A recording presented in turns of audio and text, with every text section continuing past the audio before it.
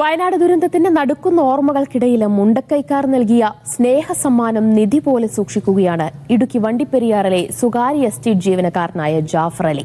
Harrison Malayalam plantation Mundakkai ഡിവിഷനിലെ ജോലി അവസാനിപ്പിക്കുമ്പോൾ തൊഴിലാളികൾ നൽകിയ സമ്മാനമാണ് ജാഫറിനും കുടുംബത്തിനും കണ്ണീരോർമ്മയാകുന്നത്. 2018 വരെയുള്ള 6 വർഷം ഹാരിസൺ മലയാളം പ്ലാന്റേഷന്റെ മുണ്ടക്കൈ ഡിവിഷനിൽ ഫീൽഡ് ഓഫീസറായിരുന്നു ജാഫർ അലി. സാങ്കേതിക കാരണങ്ങളാൽ ജോലി അവസാനിപ്പിക്കേണ്ടി വന്നു.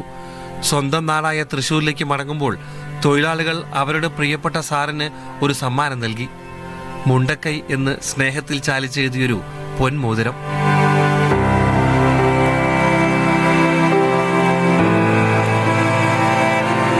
ഒറ്റ രാത്രി കൊണ്ട് മുണ്ടക്കൈ ഗ്രാമം ഇല്ലാതായതിന്റെ വേദനയിലാണ് ജാഫറും കുടുംബവും.